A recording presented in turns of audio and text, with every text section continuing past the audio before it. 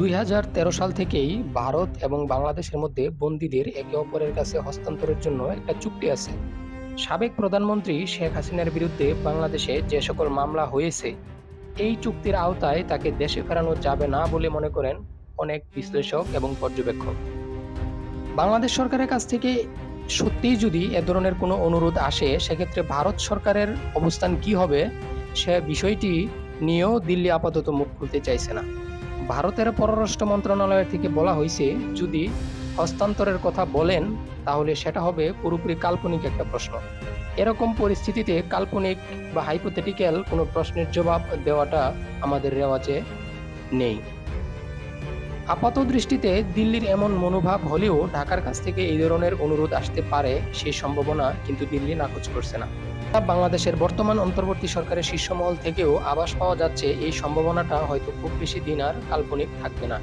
গত সপ্তাহে রয়টার্সকে দেওয়া এক সাক্ষাৎকারে বাংলাদেশের বর্তমান পররাষ্ট্র উপদেষ্টা এম তৌহিদ হোসেন বলেছেন, শেখ হাসিনার বিরুদ্ধে যেসব মামলা রুজু হয়েছে তার ভিত্তিতে স্বরাষ্ট্র এবং আইন মন্ত্রণালয়ের ভারতকে শেখ হাসিনার ব্যাপারে হস্তান্তরের অনুরোধ জানানো হবে কিনা।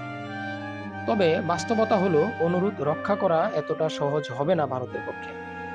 কারণ এই চুক্তির মধ্যে এমন কিছু বিধান বা শর্ত আছে যার কোনো একটাকে ব্যবহার করে ভারত এই অনুরোধ প্রত্যাখ্যান করতে পারে। বিভিন্ন আইনি জটিলতা এবং মারপ্যাচ দেখিয়েও সেই অনুরোধ ফেলে রাখতে পারে দিনের পর দিন। সবচেয়ে বড় কথা হলো, শেখ হাসিনা বিগত প্রায় 50 বছর ধরে ভারতের সবচেয়ে আস্থাভাজন এবং বিশ্বস্ত বন্ধুদের একজন। ফলে শেখ হাসিনা দণ্ডিত হলে শাস্তি ভোগের জন্য বাংলাদেশের হাতে ভারত তুলে দেবে, বাস্তবে এই সম্ভাবনা কার্যত নেই বললেই চলে। তাছাড়া ভারতের জন্য শেখ হাসিনাকে হস্তান্তর না করার বিষয়ে হাজারটা চুক্তি বের করাও কোনো কঠিন কাজ নয়। তবে শেখ হাসিনা যদি অন্য কোনো দেশে আশ্রয় নেন, তাহলে ভারতকে এই ব্যাপারে আর কোনো অস্বস্তিতে পড়তে হবে না। তারপরও যদি বাংলাদেশের তরফ থেকে ভারতের কাছে শেখ হাসিনাকে হস্তান্তরের অনুরোধ জানানো হয়, তাহলে যে যুক্তি দেখিয়ে ভারত এই অনুরোধকে ঝুলিয়ে বা নাকচ করতে পারে, যেমন 2013 সালে স্বাক্ষরিত হস্তান্তর চুক্তিতে একটি গুরুত্বপূর্ণ ধারা আছে, আর হস্তান্তরের জন্য অনুরোধ জানানো হচ্ছে, তার বিরুদ্ধে অভিযোগটা যদি রাজনৈতিক প্রকৃতির হয় তাহলে সেই অনুরোধ খারিজ হয়ে যাবে। তবে যেই সব অভিযোগকে রাজনৈতিক বলা যাবে না, সেই তালিকাও বেশ লম্বা। এর মধ্যে হত্যা, গুম, অনিচ্ছাকৃত হত্যা ঘটানো, বোমা বিস্ফোরণ ঘটানো ও সন্ত্রাসবাদের মতো নানা অপরাধ রয়েছে। গত 2 সপ্তাহে শেখ হাসিনার বিরুদ্ধে বাংলাদেশে যে সমস্ত মামলা রুজু হয়েছে, তার মধ্যে হত্যা, গণহত্যা, গুম, নির্যাতনের নানা অভিযোগ রয়েছে। ফলে আপাত দৃষ্টিতে এগুলোকে রাজনৈতিক বলে খারিজ করা কঠিন হবে। কিন্তু 2016 সালে যখন মূল চুক্তিটি সংশোধন করা হয়, তখন এমন একটা ধারা যুক্ত করা হয়েছিল যে হস্তান্তর প্রক্রিয়া বেশ সহজ করে তোলে।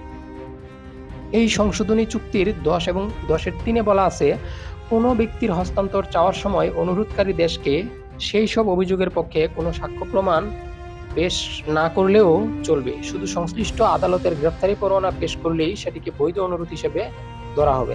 তার মানে দাঁড়াচ্ছে, শেখ হাসিনার বিরুদ্ধে বাংলাদেশে যেসব মামলা দায়ের হয়েছে, তার কোনোটিতে যদি আদালত শেখ হাসিনার বিরুদ্ধে গ্রেফতারি পরোয়ানা জারির নির্দেশ দেন, তাহলে তার ভিত্তিতেই বাংলাদেশ সরকার ভারতের কাছে তার হস্তান্তরের অনুরোধ জানাতে পারবে। এরপরেও চুক্তিতে এমন কিছু ধারা আছে যেগুলো প্রয়োগ করে হস্তান্তরকারী দেশ এই অনুরোধ খারিজ করে দিতে পারে। যেমন, ভারতে যদি শেখ হাসিনার বিরুদ্ধে কোনো মামলা হয়, তাহলে এই হস্তান্তরের অনুরোধ খারিজ করে দিতে পারে। শেখ হাসিনার ক্ষেত্রে অবশ্যই এটা প্রযোজ্য নয়, কারণ ভারতে তার বিরুদ্ধে কোনো মামলা হচ্ছে না বা অচিরেই হওয়ার কোনো সম্ভাবনা নেই। তাছাড়া শেখ হাসিনাকে হস্তান্তরের জন্য ভারতের কাছে অনুরোধ জানানো হলে সেটা রাজনৈতিক অভিসন্ধিমূলক মনে করে এই অনুরোধ নাকচ করে দিতে পারে ভারত। যেমন ধরুন, মঙ্গলবারই আদালতে তোলার সময় সাবেক শিক্ষামন্ত্রী দীপুমণিকে যেভাবে কিলঘুষি মারা হলো, কিংবা তার আগে সাবেক শিল্প উপদেষ্টা সালমান এফ রহমান বা সাবেক আইনমন্ত্রী আনিসুল হককে আদালতে হেনস্থা হতে হলো, তাহলে বিচারের জন্য বাংলাদেশের হাতে তুলে দেওয়া হলে শেখ হাসিনারও যে এর একই পরিণতি হবে না, এই নিশ্চয়তা কে দেবে? সোজা কথা হলো, এইসব ঘটনার দৃষ্টান্ত দিয়ে ভারত অনায়াসেই বলতে পারবে শেখ হাসিনা বাংলাদেশে সঠিক এবং সুষ্ঠু বিচার পাবেন না বলে তারা মনে করছেন। সে কারণেই তাকে হস্তান্তর করা সম্ভব নয়।